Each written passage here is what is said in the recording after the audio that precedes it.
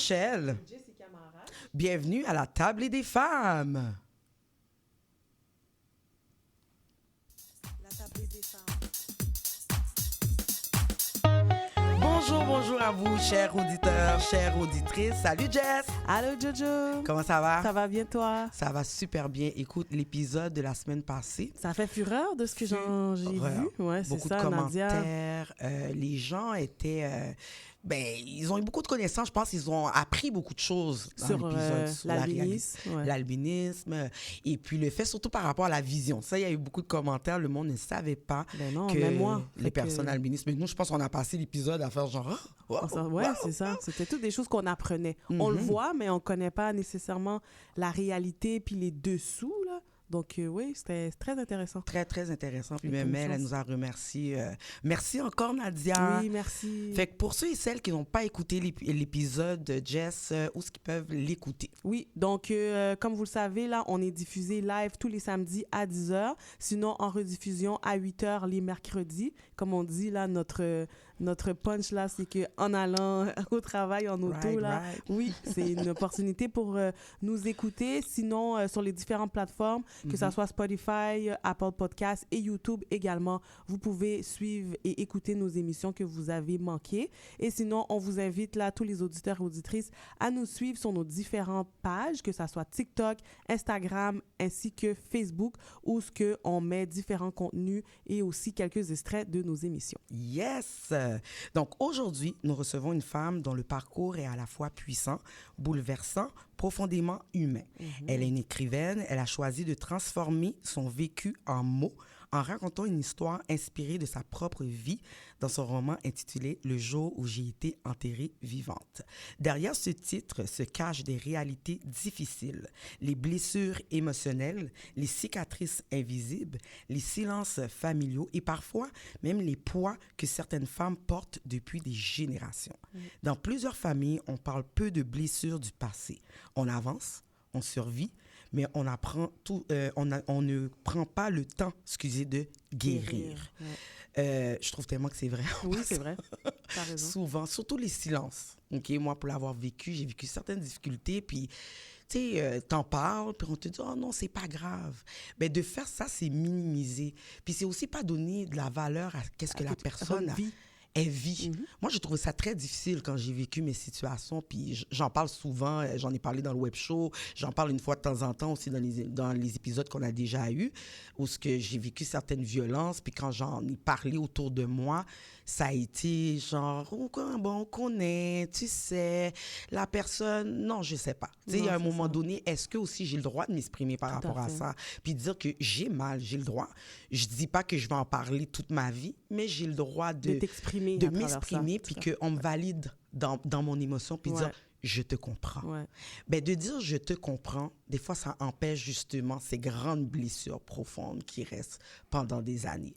Moi, j'ai utilisé la table des femmes comme outil, mais notre invitée, elle a utilisé comme outil thérapeutique, je veux dire, mais elle, notre invitée, elle a utilisé l'écriture. Et dis-moi, Jess, est-ce qu'on croit, selon tes recherches, les choses que tu as pu chercher par rapport au sujet, que l'écriture peut être un outil thérapeutique? Oui, je te le confirme, puis je le dis à tous nos auditeurs qui nous écoutent aujourd'hui, là, que l'écriture est souvent utilisée comme un outil thérapeutique pour exprimer des émotions difficiles. Aussi, plusieurs personnes qui vivent des traumatismes familiaux, qui n'en parlent jamais, mais ils les expriment autrement, que ce soit par de l'art, que ce soit par l'écriture, comme on a dit, par la musique également. Souvent, là, tu sais, des chansons qui sont écrites par plusieurs chanteurs, compositeurs, ben, c'est un peu leur réalité qu'ils expriment à travers la musique. Puis tu l'as dit tantôt, tu l'as bien exprimé. Toi, tu as utilisé la tablée des femmes comme plateforme justement pour adresser certaines de tes réalités que tu as pu vivre, puis que c'est devenu quand même grand, puis on invite différents invités pour venir parler de choses. Fait que c'est différentes choses, outils qui sont utilisés justement par eux pour finalement s'exprimer. Une forme de guérison. Ouais, c'est ça. Puis tu sais, se déverser, puis d'être entendu. Parce que moi, c'est important. En même temps, ce que je voulais dire, Jess, puis je vais te laisser y a pas de problème. terminer, c'est plus qu'un outil thérapeutique parce que tu dis, c'est un témoignage. Il y a quelque chose qui t'est arrivé. C'est sûr que peut-être qu'il y a d'autres personnes qui l'ont vécu. Puis, qu'est-ce que je peux faire avec ça? Ouais. Au lieu que ça reste une souffrance, au lieu que ça reste quelque chose de difficile, ben, je vais l'utiliser pour les autres. Tout à fait. Je crois énormément à ça. Ça, je suis d'accord, puis c'est libérateur aussi. Tu sais, des fois, de le nommer, de le dire, de se faire entendre, puis de dire que, écoute, il y a d'autres personnes qui ont déjà vécu ça, puis juste, tu sais, d'être une source d'inspiration, de témoignage. Mais moi, je pense que c'est le plus beau cadeau, puis c'est comme ça que, justement, on commence un processus de guérison. Puis, tu sais, j'ai trouvé ça intéressant aussi en faisant quelques recherches qui disaient que briser le silence autour des conflits familiaux, parce que je veux mettre l'emphase sur ça parce que c'est un peu dans ça qu'on va aborder aujourd'hui comme sujet, mais briser le silence autour des conflits familiaux, de la violence psychologique ou des traumatismes peut contribuer à interrompre leur transmission d'une génération à l'autre. Ça, c'est intéressant. Oui. Les recherches montrent que le soutien social, la psychothérapie, lorsque nécessaire, et des relations stables et bienveillantes sont des facteurs qui favorisent la résilience et réduisent le risque que les effets d'un traumatisme se répercutent sur la suivante. Puis il y a comme un quote que j'ai beaucoup aimé. J'ai pas l'auteur, malheureusement, mais qui dit « Guérir n'efface pas le passé. Guérir, c'est choisir de ne pas laisser nos blessures écrire l'avenir de nos enfants. Chaque conversation, chaque demande d'aide et chaque geste de bienveillance peuvent contribuer à briser le cycle des traumatismes. » Puis j'ai pris ce quote-là toujours en lien avec le sujet d'aujourd'hui, puis on va l'entendre aujourd'hui par rapport à l'invité qu'on va recevoir. Ben, elle, c'est ça qu'elle a décidé de faire en écrivant son livre. Donc, on va laisser l'invité en parler, puis faire un peu planer le mystère. Mais je trouvais ça super nice comme quote, justement. Puis c'est vrai, parce que c'est vrai que guérir n'efface pas le passé, mais c'est nous qui faisons le choix. En fait, c'est un choix pour notre avenir et pour notre descendance, la prochaine génération. Et briser le cycle. Mais oui, on a vraiment hâte d'accueillir notre invité, ça va être intéressant. Puis de parler de son livre. Donc, on va prendre une petite pause, puis restez avec nous. Restez là. Nous allons accueillir notre invité. Donc, entre-temps, vous allez entendre I'm Light d'India Ari. Ici Jordana et Jessica. Vous écoutez La Table des femmes sur les ondes de CIBL 101.5 FM. Donc aujourd'hui, nous accueillons une femme qui a choisi les mots pour transformer son histoire. Elle est auteure, coach en transformation identitaire et consultante en communication stratégique. Femme de foi, elle accompagne des femmes qui, pendant longtemps, ont appris à survivre plutôt qu'à vivre, afin qu'elles puissent se reconnecter à leur identité, à leur vérité et à leur puissance intérieure. À travers son livre « Le jour où j'ai été enterrée vivante », son programme Shift et ses prises de parole, elle accorde avec profondeur des blessures invisibles, la résilience, l'identité et la reconstruction après les traumas. Son approche est directe, humaine, incarnée et orientée vers le passage à l'action. Elle vient partager son histoire, son cheminement, le message qu'elle souhaite transmettre à toutes les personnes qui portent encore des blessures en silence. Bienvenue à la Table des femmes, Jessica Lambert-Fandal. Bienvenue! Merci de m'accueillir ce matin. Vraiment, merci d'être là, Jessica.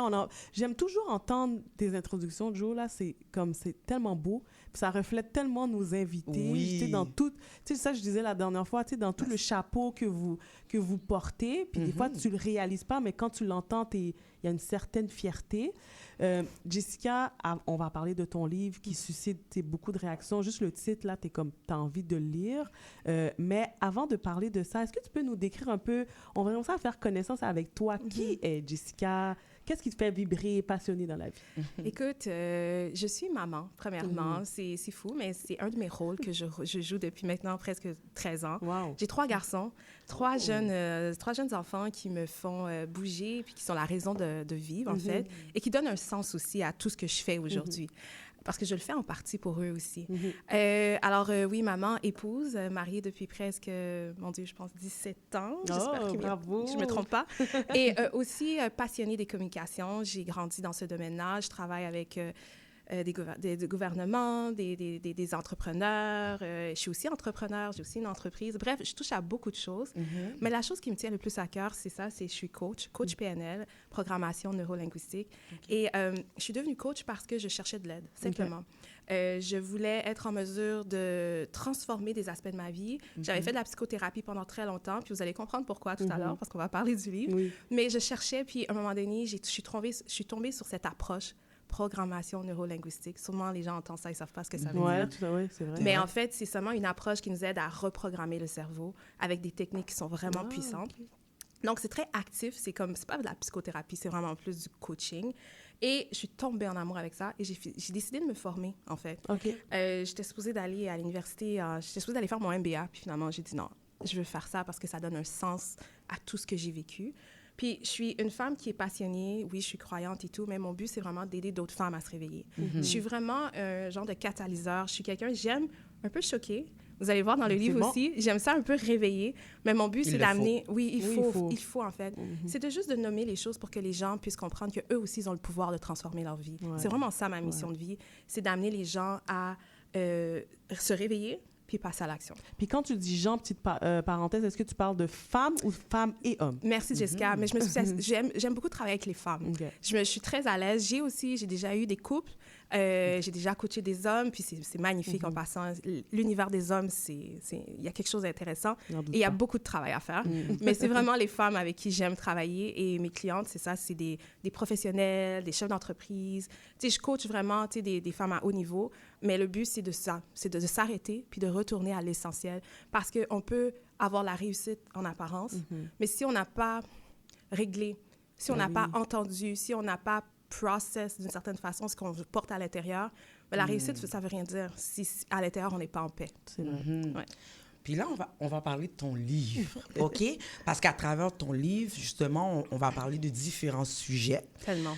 Déjà, le titre, hein? Oui. Le jour où j'ai été enterrée vivante. Moi, j'étais comme, qu'est-ce qui se passe? Ah, ben oui. Puis là, on l'a mis sur les réseaux sociaux. C'est, wow! Qu'est-ce qui s'est passé? Qu'est-ce que ça veut dire? C'est quoi ce titre-là? Donc, j'aimerais que tu nous dises, premièrement, qu'est-ce qui t'a inspiré à écrire ce livre, ce roman, et le titre? Pourquoi il est aussi fort, il est aussi frappant? Poignant, ouais. Oui. Donc, explique-nous un peu.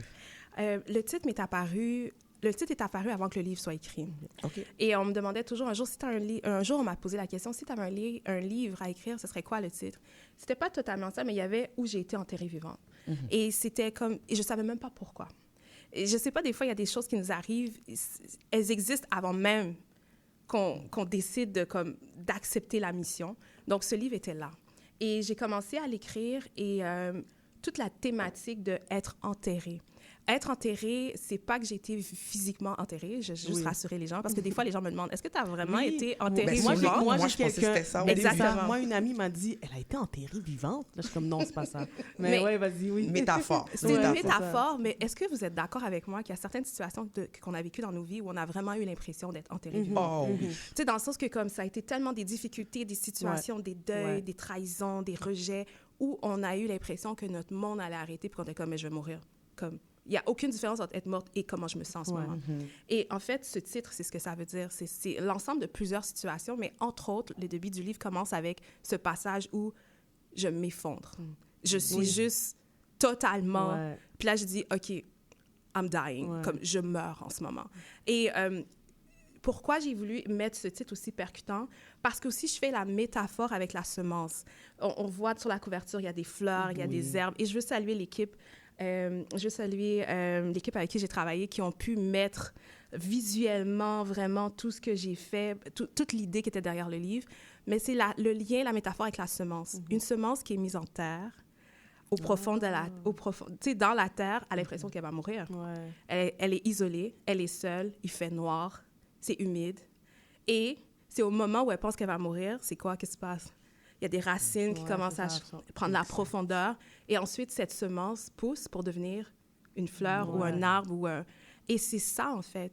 C'est que le jour où j'ai été enterrée vivante, c'est le jour où j'ai réalisé qu'en fait, je ne mourrais pas, que j'étais en train de renaître et j'étais en train de vivre. Et que je pensais que j'étais... On est tous une semence, en fait. On a tous caché en nous quelque chose de puissant qui doit mourir pour après, quand on pousse, quand on se réalise, quand on prend les décisions, on fleurit et on porte du fruit. Et aujourd'hui, c'est moi qui porte du fruit. C'est que malgré tout le processus, malgré le fait que j'ai été enterrée vivante, I'm still standing. Puis aujourd'hui, je suis là pour pouvoir en parler. Mais c'est beau, j'aime vraiment justement toute l'illustration, tout le parallèle que tu utilises avec la semence, puis justement de dire, ben je pensais que j'allais mourir, mais pour de vrai, non, ça a été comme le déclencheur pour dire, ben non, je vais renaître. Puis est-ce que tu t'es dit, ben à quel moment tu t'es dit qu'il fallait que tu racontes cette histoire-là? C'est tellement drôle parce que j'aime beaucoup raconter l'anecdote que plus jeune, quand j'étais au cégep, j'avais un prof de littérature de français qui m'avait dit « Ah, toi, t'écris vraiment pas bien. » Puis je me rappelle, mais c'était assis à côté de moi, il revoyait mes textes, puis il était comme, tu sais, vous, même c'était un peu raciste, je pense, à l'époque, mais j'avais pas compris.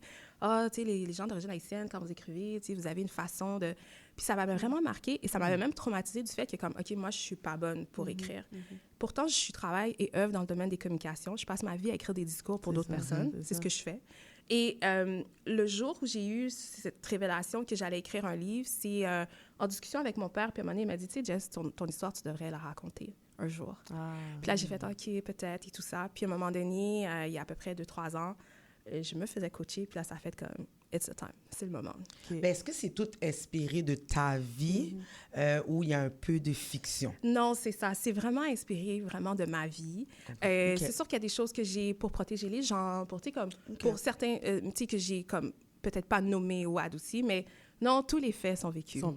Puis dans ton livre, justement, tu parles de tout ce qui est blessures émotionnelles, blessures familiales, blessures physiques aussi. Oui. Comment que tu as vécu toutes ces épreuves-là? Puis tu sais, de en parler dans ton livre, tu sais, de revivre, tu sais, c'est quand même des traumas, là. Ouais. Comment tu as passé à travers tout ça? Les vivre, en fait, ça a été particulier parce qu'on a tous des mécanismes de défense. Tu sais, il y a des gens qui, lorsqu'on fait des situations qui vont être très réactifs. Moi, j'étais le contraire. Je gardais tout à l'intérieur. Fait que tu pouvais me voir, et j'ai beaucoup d'amis qui étaient comme « Oh mon Dieu, Jessica, je savais pas que tu vivais tout ça. » Dans le sens que je gardais tout à l'intérieur. L'écrire, par contre, ça a fait en sorte que j'ai dû tout ressortir. J'avais déjà fait le travail en psychothérapie, tu sais, j'avais déjà fait ce travail-là, mais le fait de m'asseoir puis de réécrire, je peux dire qu'il y a certaines scènes du livre, jusqu'à encore aujourd'hui, OK, tu sais, comme ça vient me chercher. J'ai eu à revivre certaines choses en écrivant. Il y a certains jours, j'étais comme, OK. Mes enfants venaient me voir, puis j'étais comme, ah, maman, elle a besoin d'un moment là, parce que, tu sais, je venais de déposer quelque chose qui était vraiment intense. Puis ça m'a amené à réfléchir, mais aussi...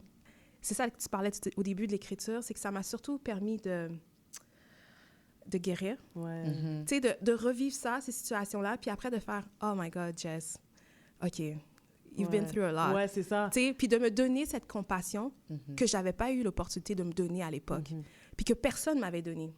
Parce que tout à l'heure, vous parliez de guérison, puis le fait d'être vu, entendu quand on vit quelque chose, ça aide beaucoup et ça favorise la guérison comme...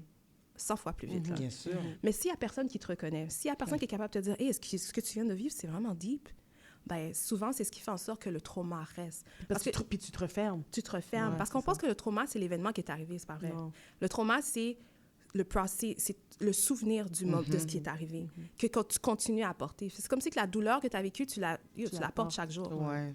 Fait que quand quelqu'un il y a la culpabilité aussi qui vient avec. Il y a la culpabilité. Et ça, je l'ai vécu. Pendant longtemps, je me suis sentie coupable de ce que j'avais vécu alors que j'étais qu'une enfant. Alors que tout ça s'est passé. Est-ce que c'est pendant l'écriture que tu as réalisé que les blessures pouvaient se transmettre de génération en génération ou tu l'avais déjà, toi, catché depuis le début? En fait, je savais par les études que j'avais faites en PNL, en programmation neurolinguistique, j'avais lu beaucoup de livres sur ça, qui disaient à quel point, en passant ce que la Bible disait toujours, que comme ça se passe de génération à une autre. Maintenant, la science l'explique. La science explique que comme il y a des traumas, des douleurs, des souffrances que génétiquement vont altérer ton ADN et qui vont se passer à la génération suivante. Quelqu'un va être, par exemple, je lisais dans ce livre, en fait, que quelqu'un a presque failli se noyer, puis là, tu vas avoir l'enfant ou le petit-enfant qui va avoir peur de l'eau, mais pourquoi? Tu sais, il y a des douleurs et des souffrances qui se passent de génération à une autre. Et génétiquement, ça altère un peu nos gènes. Et on passe ça aussi à nos enfants. Oui.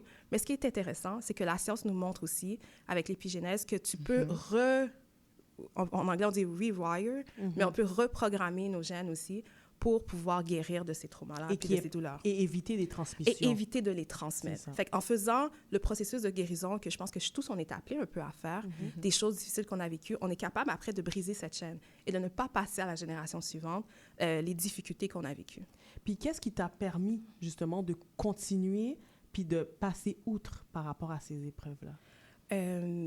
qu'est-ce qui m'a permis... Je vais être honnête avec toi, c'est ma foi.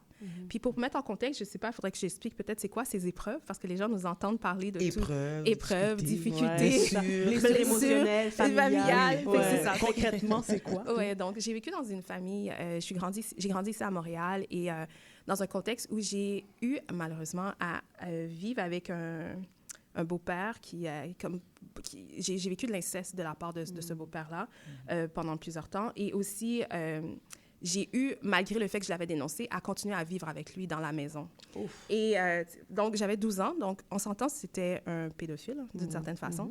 Donc, vivre dans une maison avec un pédophile pendant un certain nombre d'années, de temps, et vivre dans un environnement où je n'étais pas protégée. Non, c'est ça. Des blessures émotionnelles, psychologiques aussi. Donc, un contexte où ma mère n'avait pas cette capacité non plus à me protéger, à m'assister, à être présente, parce qu'elle-même, elle avait ses propres issues. Donc, ça fait en sorte que ça donnait un cocktail où je me suis beaucoup, moi, refermée sur moi-même. Et j'ai eu aussi à naviguer à travers ça ou à trouver ma voix. Parce que justement, lorsqu'on apprend à faire silence très tôt, on pense qu'on n'a pas de voix. On pense qu'on ne mérite pas d'être écouté et on pense que dénoncer ou parler, surtout quand tu l'as fait puis qu'on ne t'a pas écouté. Donc, au fil des années, j'ai eu à me défaire d'un système familial. Parce que souvent, c'est ça, c'est que le silence est systémique. Ça veut dire que tout le monde le voit, mais personne ne le dit. Tout le monde en souffre, mais personne n'ose le nommer. Et ça fait en sorte, dans nos familles, souvent, qu'il y a beaucoup de choses qu'on tolère, malheureusement. C'est vrai. Et on devient tous coupables par notre silence. Et ça, les gens ne s'en rendent pas compte. Oh, c'est pas moi, c'est pas... Non, moi, c'est... C'est pas mes affaires. C'est pas mes affaires. On ferme les yeux, c'est ça. Mais notre silence nous rend coupables. Et notre silence nous rend aussi participatifs du mal qui est en train de se faire. Et ça, je pense qu'en tant que société, il faut qu'on se réveille un peu, à savoir qu'on doit aussi... On fait partie de la solution. Combien d'enfants vivent dans des contextes et des familles où ils sont abusés physiquement, maltraités mentalement, et on ne dit rien parce qu'on ne veut pas défaire les liens familiaux. Et en fait, je pense qu'on a cette responsabilité-là. Puis ce livre aussi, c'est pour nous amener à nous réveiller en tant que société, puis en tant que communauté, en dire, il faut nommer les choses. Puis quand c'est mauvais, il faut le dire. Puisque tu me corrigeras, Jessica, mais je pense dans ton livre aussi, dans le début, tu dis souvent, la famille, on est très, on est très soudés, la famille, on va beaucoup protéger parce que c'est notre famille, parce que, on veut pas, justement, comme tu disais, briser les liens, mais dans ton histoire, c'est ça, finalement. C'est ce qui a fait en sorte qu'aujourd'hui, tu as écrit ce livre-là par rapport à tout ce que tu as vécu. Oui, j'ai eu à briser les liens. Oui, tu as brisé ces liens. Puis j'en parle un peu dans le livre, mais pas trop, parce que ce serait peut-être dans le prochain. OK. Je pouvais pas donner... C'est un scoop. Oui, c'est un petit scoop. Je ne pouvais pas donner trop de parce que dans ce livre-là, c'est vraiment le processus pour la guérison. Mais oui, j'ai eu, pour pouvoir, moi, aujourd'hui, écrire ce livre-là, j'ai eu à couper beaucoup de liens. J'ai eu à arrêter des liens, arrêter des relations. J'ai eu à mettre à mettre des distances. J'ai eu à me choisir. Et au début du livre, c'est ça, en fait. C'est le début de maintenant que je raconte. Et j'ai dû arrêter de parler à certaines personnes. J'ai dû arrêter de me tenir. J'ai dû couper des liens pour pouvoir enfin me retrouver. Mais c'est sûr, excuse-moi, je regardais en même temps le temps pour voir, correct. Est-ce que je vais avoir le temps de poser nos questions? Mais au niveau de l'écriture, comment ça a été, ton cheminement? Tu nous racontes tout ça, les blessures, qu'est-ce que ça a fait pour toi, là? Principalement l'écriture.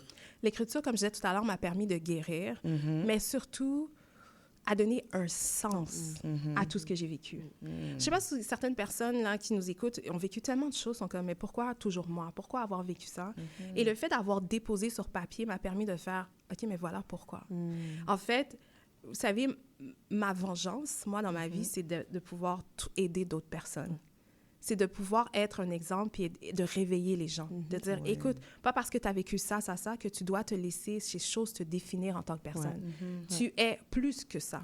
Et tu es la personne... Et justement, c'est quand tu te lèves, tu découvres ta force. Et en écrivant ce livre-là, j'ai réalisé à quel point, oui, j'étais forte, mais à quel point aussi que j'avais une mission. Ça a donné un sens à ma douleur. Exactement. C'est comme si, OK, j'ai pas vécu ça pour rien. Est-ce que tu as été étonnée de voir certaines choses? Quand tu écrivais, tu es comme, j'ai vraiment passé par là?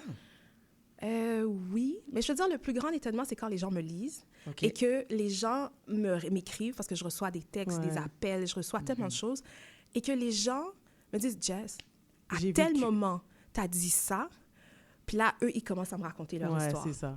Et des fois, ils me disent, yo, t'as parlé de ça, mais je me suis sentie comme ça dans ma vie, puis là, tu m'as aidé à... Fait que je me rends compte que mon histoire est universelle. Tu sais, quand on souffre, on pense toujours que comme... on est la seule personne comme mais si non. on est... Mais tout le monde souffre. Puis, à travers ça, j'ai vu à quel point qu'on est tous connectés. Et c'est ça, en fait, qui me rend le plus heureuse. J'ai hâte de continuer la conversation. Oui, on va prendre une petite pause. On pourrait ne pas prendre de pause. Exactement, mais on n'a pas le choix. Erika me fait signe. Donc, on part en pause. Ici Jordana et Jessica. Vous écoutez La Table des femmes sur CIBL 101.5 FM. Donc, vous venez d'entendre Déterminée de Rachel Guillaume. Donc, nous retrouvons maintenant notre invitée Jessica Lambert-Fandal pour continuer la conversation sur la signification de son livre avec le titre frappant, fort, percutant, vraiment. Le jour où j'ai été enterrée vivante. Écoute, tantôt tu disais, là, Jessica, comme quoi que, tu sais, le fait d'avoir écrit ce livre-là, d'avoir mis des mots dans ton vécu, ça a été un processus de guérison. Est-ce que tu dirais aussi que tu te sens beaucoup plus libre aujourd'hui? En fait, oui, parce que je m'actualise dans ma mission. En fait, tu sais, la guérison, on pense que guérir, c'est de revenir comme on était avant, que les choses se passent, mais non, pas du tout. C'est faux. Ouais. Tu peux pas revenir comme tu étais avant, insouciante, naïve. Les situations nous arrivent dans notre vie à chacun et à tous. Et en fait, guérir, c'est de choisir de devenir une autre personne. Mais c'est de choisir de ne pas laisser les événements qui se sont passés définir qui vous êtes. En fait, de ne pas laisser la colère prendre toute la place, de ne pas laisser la tristesse prendre toute la place et de décider, mais qu'est-ce que je vais faire avec ce qui est arrivé, tu sais? Fait que, en fait, j'ai décidé de devenir une femme qui va aider d'autres personnes. J'ai décidé ma guérison, c'est ce que je suis en train de faire aujourd'hui. C'est que les auditeurs écoutent et disent, OK, c'est vrai que ma mère, mon père, mon frère, peu importe, mon collègue, m'ont fait quelque chose, mais qu'est-ce que je fais avec ça? Concrètement, aujourd'hui, est-ce que je vais laisser ce mal ronger et me faire devenir aussi mal? Parce que, tu sais, quelqu'un qui a heurté quelqu'un, tu sais, hurt people hurt. Ça veut dire que comme je vais le mettre aussi parce que les gens étaient... À blesser. Parce que les gens m'ont fait du mal, moi aussi, je vais blesser les gens. Ou je vais transformer ce mal-là et je vais le transformer en quelque chose de positif qui va pouvoir impacter les gens. Puis, excuse-moi, je voulais pas te couper, c'est juste parce que par rapport à ce que tu dis, il faut tellement de maturité pour arriver à ce genre de réflexion-là. Est-ce que, tu sais, quand tu as écrit le livre, est-ce que c'est après ça que, justement, ta famille t'a dû couper des liens parce qu'ils étaient tellement en colère, voyons donc que tu nous exposes comme ça, puis tout. C'est tellement une bonne question, Jessica. En fait, j'ai dû couper les liens avant. Pour ça pouvoir faire ça. Voilà. Tu comprends ce que je veux dire? Tout à fait. C'est que j'ai dû prendre ces décisions-là avant. Puis ce que je dis, c'est pas, j'invite pas tout le monde à couper les liens. OK, je te parle plus. Puis c'est pas ça. Je pense qu'il y a un processus aussi qui doit se faire derrière. Puis peut-être pour toi, c'était bien. Pour moi, c'était ce que je devais faire. Aussi. Mais je vais être honnête avec vous, ça a été la chose la plus difficile que j'ai eu à faire. Parce que pour moi, la famille était quelque chose de très important. C'était une valeur qui est très importante.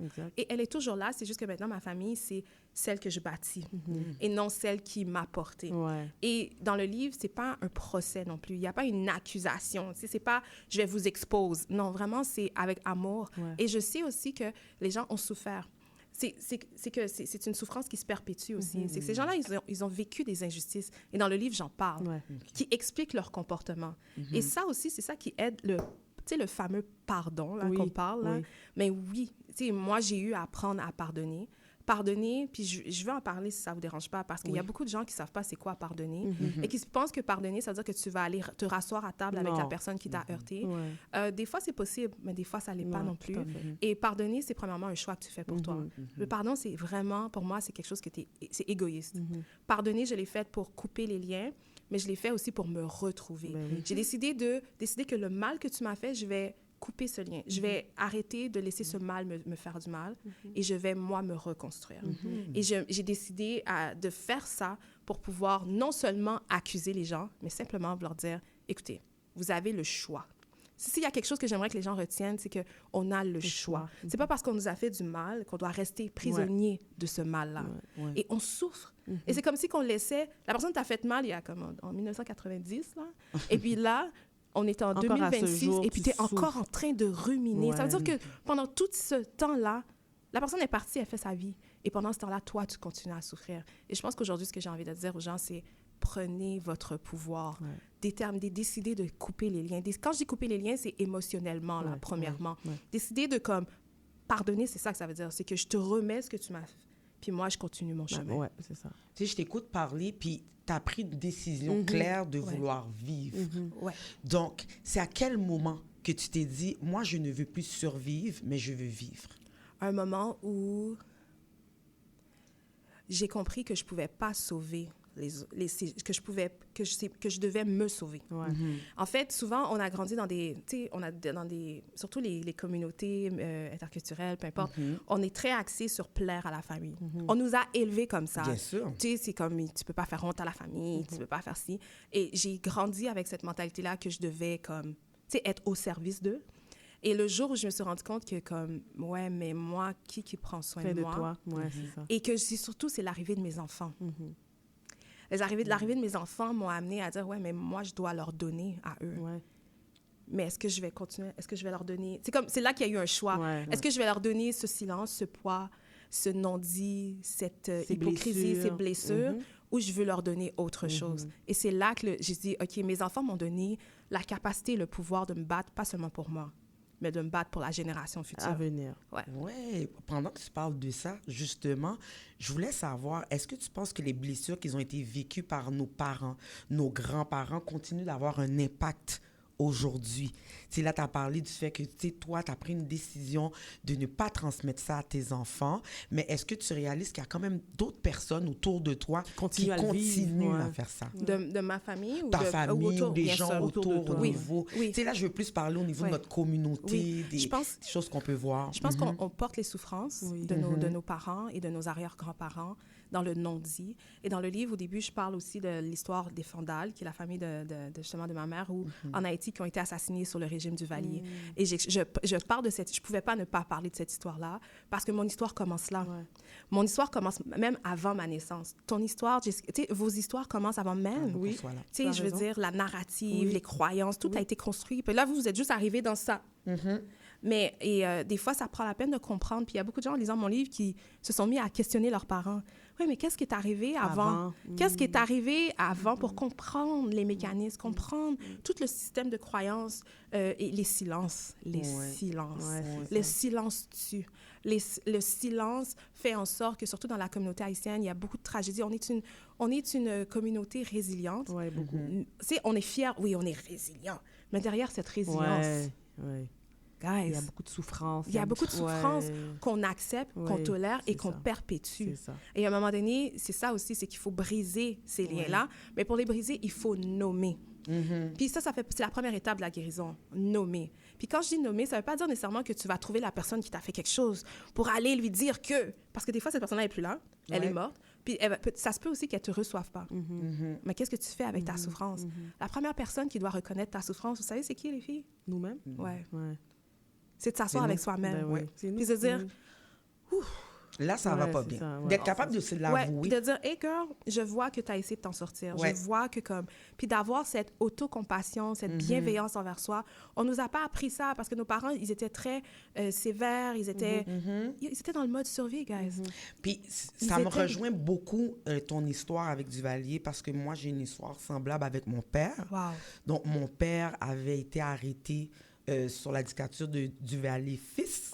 Fait qu'il a fait de la prison là-bas Wow. pendant 3 ans. C'est pas la prison à Montréal, c'est pas Bordeaux. Est-ce Là. que c'est Fort Dimanche qu'il a été ou ailleurs? Ou... Je sais Ok. pas trop, je m'en rappelle plus trop. Ça a pris des années avant que mon père me raconte l'histoire. Juste pour te dire pourquoi je me rappelle pas toutes les informations. Parce que j'essaie de comprendre sa dynamique. Parce que là, quand tu comprends que, OK, il a fait 3 ans de prison, pas la prison Bordeaux, Rivière-des-Prairies, une prison où ce que tu ne vois pas la lumière pendant 3 ans, Aïe, aïe, juste la lumière de la petite porte qu'ils ouvrent pour te donner la nourriture consentante. Tu comprends que ça façonne tout ton cerveau, ton expérience Voilà. et ta personne. Fait que là, tu arrives, tu dois élever des enfants. Tu penses, j'ai été élevé comment? Mais c'est ça. Tu comprends? Comme si que c'était un tonton La Macoute qui était c'est devant ça, moi. La dictature. Exactement. Mais quand tu es jeune, tu comprends pas. Là, Non. tu te dis, qu'est-ce qui se passe? Tu es fâché. Puis avec le temps, la discussion, on a dû avoir de longues discussions pour que je puisse comprendre Ça excuse pas certains comportements qu'il y mais a ça eu, permet mais de comprendre. mais ça permet de comprendre et de parler. guérir. Exactement. Et de savoir que, OK, ben merci de m'avoir donné ça. Maintenant, Voilà. qu'est-ce que je vais faire avec? Exact. Et tu as eu la chance d'avoir un père extraordinaire qui s'est ouvert. Ouais. Et c'est pas tous les parents qui sont capables de le faire. Tu sais, moi, je sais que j'avais interpellé, puis j'avais dit, Ouais. ben pourquoi? Puis c'était trop lourd, parce que moi aussi, moi, c'est mon grand-père, mon grand-père Oui, qui a ça, été j'avais dans le assassiné et livre. tout ça. Donc, ça a suscité, puis dans la famille, c'est un sujet qui est tabou. C'est un sujet qui est rempli d'émotions parce qu'il y a eu beaucoup de souffrances associées. Puis je salue aussi, il y a un film qui a été fait... 1964, Cimetière Camouquin. Et dans ce documentaire-là, la réalisatrice exprime beaucoup et parle beaucoup de l'histoire de ma famille. Et ça a été justement quelque chose tu le vois, même là-bas, des années plus tard, dès qu'on parle de cette date, les gens sont Ça silencieux. suscite trop d'émotions. Et on leur C'est a trop pas donné de difficile. place. Ouais. Aussi, c'est Pour parce parler, que à c'est l'époque, ça. c'est que il faut comprendre les générations précédentes, c'est qu'il n'y avait pas d'espace comme aujourd'hui, aller voir un Exact. psychologue pour parler de ta vie. Tu n'avais pas le temps. Tu étais en mode survie, il fallait que tu nourrisses les enfants, puis il fallait que pour ta vie aussi. Exact. Donc, et c'était dangereux de parler. Parler était identifié si tu risques de mourir. Si Oui. tu en parles, tu dénonces, Ouais. on risque de te... Fait que Exact. c'est très ancré dans la Ouais. mentalité. Donc, souvent, les gens gardent silence. C'est pas tant par méchanceté, c'est par survie Exact. Et par peur. et par peur. On n'en Ouais, parle c'est pas, ça. on garde Ouais. ça entre nous, on ne veut pas se faire critiquer, C'est on ne ça, sait pas qu'est-ce qu'ils vont c'est aller ça, dire, est-ce qu'ils c'est vont ça. appeler la police, est-ce qu'ils vont appeler la DPJ, la fameuse DPJ, Oui. là. Depuis Ouais. ton enfant a quelque chose, c'est comme, parle-en pas, Ouais, sinon c'est DPJ ça, va va rentrer à la venir, maison. c'est ça. Oui, tu vois? mais il faut quand même adresser la situation Ouais. pour aider tout ça. Fait que la première étape, c'est vraiment d'adresser, premièrement, prendre conscience pour soi-même, puis ensuite d'essayer de trouver des ressources aussi pour nous aider à verbaliser. Puis l'écriture, je vais être honnête avec vous, ça a été... Puis je donne des ateliers sur ça aussi, sur comment écrire. Puis quand j'ai fini d'écrire le livre, j'étais comme, mais je peux pas laisser les gens comme ça. Non. Parce que je suscite beaucoup d'émotions dans le livre. De réaction. Puis j'ai créé un carnet de transformation qui accompagne le livre. Fait que les gens peuvent acheter le livre et le carnet pour pouvoir après, puis je pose des questions. C'est comme si j'étais à côté d'eux. Puis je suis comme, OK, respire. Maintenant, avec ce qui vient de sortir, qu'est-ce que tu peux faire? Qu'est-ce que, tu sais, puis les amener à aller trouver la leçon, aller trouver comme la ressource, se poser les bonnes questions au bon moment, de la bonne façon, pour que leur permettre de passer à travers. Puis souvent, c'est un outil qui est vraiment combiné aux deux, parce que je ne pouvais pas être avec chaque personne qui allait lire le livre. Donc, c'est l'outil que j'ai développé pour ça. Écoute, la conversation est super intéressante, là. Tu sais, on voudrait tellement continuer à parler et à parler. Tu le disais tantôt, là, Jessica, c'est sûr qu'à travers ton livre, les gens sont venus te voir, les gens t'ont écrit parce qu'ils se reconnaissent à travers ton histoire. Puis, tu sais, on traite de beaucoup de choses au niveau familial, les blessures, on l'a dit, le traumatisme. Qu'est-ce que tu voudrais dire à ces gens-là? C'est quoi le message que tu voudrais apporter dans tout ce processus-là aux femmes ou toute personne là qui nous écoute? C'est drôle, hein, l'expression que j'ai en tête, c'est, suite à ta question, c'est « you got this ». J'ai envie de dire aux gens qu'ils ont la capacité de guérir. Ils ont la capacité de transformer leur vie, leur réalité, et qu'ils ne sont pas obligés de se laisser le passé les définir. J'ai envie d'inviter les gens à rêver, à « OK, oui, ça c'est arrivé. J'ai appris mes leçons. Voici, ça m'a transformé. C'est l'être. Je suis devenue cette femme ou cet homme puissant, où j'ai compris ces leçons. Ça m'a permis d'avoir de l'amour pour qu'est-ce qui s'est passé en arrière. Mais aujourd'hui, qu'est-ce que je veux construire? Et j'ai envie que les gens soient plus dans cette attitude-là, parce qu'on est aussi dans une ère où on parle beaucoup de guérison, et les gens restent là longtemps, là, comme dans le... Dans la guérison, dans le processus de guérison. On peut-tu passer à autre chose? On guérit après. Tu sais, c'est comme ça. on souffre, on l'a entré, oui, c'est à cause de ma mère, mon père. OK. Now what? Qu'est-ce que tu fais avec ça, cette prise de conscience-là? Puis comment tu vas construire ta vie? Parce que la vie mérite d'être vécue aussi. Si on a passé à travers ça, c'est parce qu'il y a quelque chose de mieux qui nous attend. Fait que ce que j'ai envie de dire aux gens, c'est que des fois aussi, il ne faut pas trop se prendre au sérieux. Puis aussi, la vie vous attend. Il y a comme quelque chose qui vous attend. Let's go. Tu sais, comme, la vie est belle, dans le sens que si tu prends les décisions puis tu te dis, tu sais quoi, j'accepte qu'est-ce qui s'est passé. Puis accepter en passant, ça veut pas dire que je suis en accord. Non. Exact. Je reconnais que ça s'est passé. Mais là, je veux move on, c'est ça. Yeah, Voilà, c'est ça. Et moi, c'est ce qui m'a motivée à comme, essayer d'avancer malgré tout. Je te laisse te préparer, Jessica, OK. parce que tu vas nous lire un extrait de ton livre. Un extrait percutant. Oui, le jour où j'ai été enterrée vivante. Puis après, bien sûr, on part en pause et on va avoir, Jessica, après ton extrait, on va alléger un peu les choses et puis ça va être un petit moment de questions pop-up.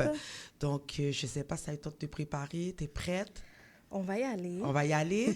Parfait. Là, c'est pour ça que j'ai parlé. Hein? Elle hésitait en plusieurs choses. Là, je mettais de la sauce là, pour te donner le temps de te préparer. On m'a demandé un extrait percutant. Oui. Je vais lire le prologue, en fait. OK. Et je ne sais pas combien de temps j'ai. C'est pas long, mais les gens pourront, s'ils sont intrigués, pourront au pire, si on arrête, c'est un extrait gratuit. Si tu vas sur mon site, tu vas avoir accès à cet extrait-là. OK. Sur Amazon aussi. Parfait. Vous êtes prêts? Oui, Très on prête. est prête. OK. Tout le monde au studio? C'est la première fois que je lis ce passage-là à haute voix. Fait que ça se peut qu'il y ait de l'émotion, mais ça va aller. C'est Ça correct, oui, ça va. Alors, On est là avec toi. qu'est-ce que tu fais là, maman?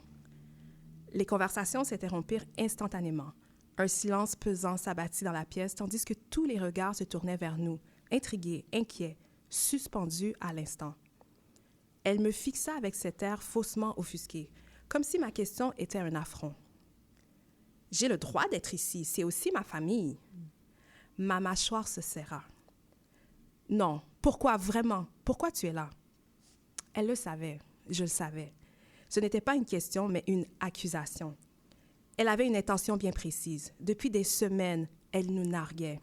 Elle semait des mensonges absurdes, que certains, par commodité ou par naïveté, acceptaient d'écouter. Et aujourd'hui, elle avait choisi cet instant bien précis, un enterrement, un jour de deuil, un moment de recueillement pour tous. Cela faisait à peine un moment que je venais de mettre au monde mon dernier fils. Mon corps était encore meurtri, mon ventre douloureux sur la cicatrice d'une césarienne dont je peinais à peine de me remettre. J'aurais eu besoin de répit, d'un instant de paix. Mais la paix n'avait jamais fait partie de son vocabulaire. Elle avait décidé que ce jour-là, ce moment-là, deviendrait son champ de bataille. Son regard se durcit, prenant une expression que je connaissais trop bien. Et elle me dit, « Ma fille ne m'aurait jamais parlé sur ce ton devant tout le monde. » Elle avait raison. Jamais j'avais enduré ces paroles absurdes pendant si longtemps. Et jamais je n'y aurais parlé sur ce ton. Et elle se leva brusquement, son regard enflammé de rancune. Sa voix siffla acide, comme si elle s'adressait non pas à son enfant, mais à une ennemie jurée. « Oh, c'est ton mari, c'est lui qui te pousse à me parler ainsi. » Un frisson de colère monta en moi. Mon cœur cogna violemment dans ma poitrine. « Mais pourquoi tu ne laisses pas tranquille? » Et une tante, assise non loin, se dressa mal à l'aise. « Ne parle pas ainsi à ta mère, ne parle pas ainsi à ta mère. » Je tournai lentement la tête vers elle et quelque chose en moi se brisa. Je n'avais plus de la force de me taire. Je voulais que tout le monde entende. Je voulais enfin dire la vérité. « Une mère? Tu appelles ça une mère? » Ma voix tremblait. Je pris une profonde inspiration, sentant mes nerfs vibrer sous l'effet de l'adrénaline. Assise, je me levais lentement et je croisais le regard de cette femme que j'avais protégée tant d'années du rôle qu'elle avait joué dans ma tragédie. Cette femme que vous appelez ma mère a laissé son conjoint abuser de moi. Elle n'a rien fait. Et quand je lui ai dit, elle n'a rien fait non plus. Le silence dans la salle tomba, brutal, écrasant. Puis sa voix fendit l'air, tranchante comme une lame. « De quoi tu parles? Et il ne t'a même pas violée. » Mon souffle se coupa net et les murmures horrifiés autour de nous s'élevèrent et je les entendis à peine. Elle venait de le dire devant tout le monde. Elle venait de balayer d'un revers de main toute ma douleur. D'anéantir mon vécu d'une seule phrase jetée au vent, comme si ce que j'avais enduré n'existait pas. Comme si rien de tout cela n'avait compté.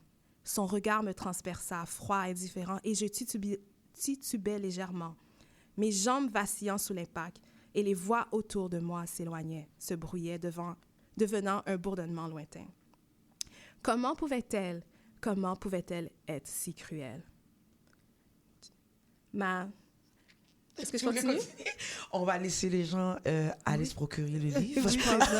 Puis moi, je suis restée très passionnée à écouter, là. Mais on va passer en pause. Bien Après sûr. ça, on va faire le segment pop-up, comme je t'ai dit. Puis on va demander, tu vas nous donner l'information sur Certes. où est-ce qu'on peut se procurer le livre.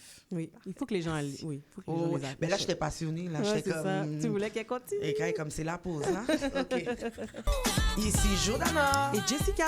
Vous écoutez La Table des femmes. Donc, on est rendu aux questions pop-up. Jessica? Yes! Alors, les questions pop-up, Jessica, ça n'a rien à voir avec le contenu de l'émission. Le but, c'est vraiment de voir un peu au niveau de tes goûts, ta personnalité. Parfait. Fait que tu as le choix entre deux choix rapides, puis tu me dis c'est quoi qui te représente le plus. OK? OK, parfait. Aller nager ou aller au gym? Allez au gym. Lire ou écrire? Oh mon Dieu, c'est Ah, difficile. J'ai je envie de dire savais. les deux. Ben non, tu peux pas. OK, alors je vais écrire parce que je peux lire ce que j'ai écrit. Donc, je vais dire écrire. Voyage tout inclus ou sac à dos? Sac à dos. Super. Souper au resto ou souper aux chandelles à la maison? Ah, resto. Tu veux pas tout faire la Non, préparation? c'est ça, ni la vaisselle. Est-ce que tu es celle qui dépense beaucoup ou celle qui respecte le budget? Respecte trop le budget. Ah, bravo. Non, j'ai besoin de dépenser un peu. Ouais. Ouais. Ou le dernier, robe ou pantalon? Ah, robe. Oui, c'est ça. J'adore. Aujourd'hui, elle est en robe. Fait que je me suis dit, t'es plus en robe. Voilà. Fait que c'est ce qui conclut. T'es bonne. T'as bien Merci. répondu. Écoute, Jessica, il nous reste encore quelques minutes. Oui. Donc, justement, avant la pause, j'étais tellement passionnée, là, j'avais oublié de prendre une pause, mais nous voici. Écoute, est-ce que tu peux nous parler, où est-ce qu'on peut procurer ton livre? Puis je voudrais, on a un peu de temps là, parler de ton programme Shift. Oui. Oui. OK, parfait. Donc, le livre se trouve sur Amazon. Yeah, OK, c'est oui, vraiment, oui. les gens peuvent se commander Nice. un peu partout. Il est aussi sur Bouquinbec, qui est une librairie québécoise que j'aime beaucoup encourager parce que, ben, on consomme local aussi. Oui. Donc, et les gens peuvent aller simplement sur mon site Internet, Jessica L. Fandal.com, puis ils vont avoir accès à les deux choix. Puis s'ils veulent me suivre une infolettre aussi. Oui. J'aime écrire beaucoup. Donc, cet été, je commence une infolettre qui va permettre aux gens d'avoir un mémo de moi pour les aider au niveau de leur guérison, leur croyances et tout ça. Donc, ça commence cet été. Donc, allez sur mon site Internet. Vous pouvez me suivre sur les réseaux sociaux. Et aussi, le programme Shift. Oui. Alors, suite au parce qu'il y a un carnet d'accompagnement, il y a le livre et ça rejoint un peu ce que je disais tout à l'heure. Tu sais, OK, j'ai vécu tout ça, je fais un travail sur moi. OK, now what? Tu sais, What's next? what's next? Ouais. Et le Shift, c'est ça, en fait. Le Shift, c'est un programme d'accompagnement où j'accompagne des femmes. Et le but, c'est de vraiment passer à l'autre étape. Parce que, tu sais, notre identité, c'est beaucoup construit à travers nos souffrances et nos douleurs. On a survécu, on est des survivantes, on est... OK. Mais après ça, comme si tu veux vivre, tu dois laisser ton identité de survie. Et là, tu dois... L'identité de vivre. Qui Ouais, tu c'est es ça. appelé à J'aime être. ça. Et le chiffre, c'est Vraiment ça, beau. en fait. C'est comment laisser pour pouvoir incarner la personne et la femme que tu es supposée d'être. Celle que tu veux être, celle que tu vas construire. Et c'est ça, en fait, tu sais, comme la renaissance. Oui. C'est ça qui est intéressant, c'est que on a été défini pendant toutes ces années par ce qu'on a vécu, mais on a le choix aussi d'aujourd'hui de décider qui qu'on veut devenir et qui Oui. qu'on veut être. Oui. Et le Très bien shift, dit. le programme, c'est ça, en fait. C'est comment rendre tangible. Puis pour pouvoir être capable de faire ce shift-là, il y a quelque chose qui est vraiment important, guys. Puis ça, on n'en a pas parlé aujourd'hui. Mais tu sais, pour faire tout ce processus-là, si tu es encore dans l'environnement qui te fait souffrir, it's hard Ben oui. to shift. Ben oui. Donc, il y a tout ce processus de comprendre aussi c'est quoi les choix que tu dois faire pour te sortir de là. Et il y a un élément important qu'on n'a pas mentionné, c'est c'est la sécurité. C'était ce besoin de sécurité qu'on a tous et que souvent, on va rester dans un milieu qu'on connaît, qui nous fait souffrir parce que c'est la seule chose qu'on connaît. Et vous savez Puis que... qu'on normalise. Et oui, Ouais, qu'on c'est ça. normalise. Ouais. Et on a peur d'aller vers l'inconnu. Ouais. Et savoir que notre cerveau est très... Il va aller toujours le choix. S'il y a deux choix à prendre, il va y aller vers ce qui est familier, même si ce qui est familier n'est pas bon. Donc là, le but, c'est de créer cette nouvelle réalité que les femmes veulent vivre. Arrêter d'être dans un mode de survie. Ouais. Arrêter de toujours courir. Arrêter de toujours vouloir plaire aux autres. Arrêter de toujours perpétuer les mêmes douleurs et d'enfin incarner une autre vie. D'être nous. D'être enfin vous. Ouais. Oh, On C'est finit beau. sur ces beaux mots. Ces beaux mots. C'est beau. Jessica, merci. Merci. Énormément. On aurait pu Vraiment. en parler pendant des heures. Il y a tellement de choses qu'on veut parler au niveau de la société, comment aider pour justement avoir cette approche, parler, valider les émotions. Écoute, on pourrait en parler, mais peut-être qu'on pourrait t'inviter. Encore, une autre Pour fois, le ça me fait Encore. plaisir. En plus, elle va écrire un deuxième. là. Exactement. Éventuellement, oui, c'est ça, Éventuellement. Fait éventuellement, qu'on c'est va ça. attendre ça, là. Puis, je dis, allez vous procurer le livre, ça vaut la peine. Donc, merci beaucoup, Jessica, pour ta présence Merci ce de m'avoir matin. invitée. Merci. Merci, Erika, pour la mise en onde. Merci, Grilny, responsable des communications et des invités. ABL Insider, stratège numérique et réseaux sociaux. Bien sûr, toi, Jess. Hey. C'était 2 Jess aujourd'hui. Oui. Jessica. C'était pas écrit de la même façon. Ils sont tous les 2 très belles. Oui. Merci, Jojo. Merci, mes amours. À la prochaine. On se voit samedi prochain sur CIBL 101.5 101.5 FM.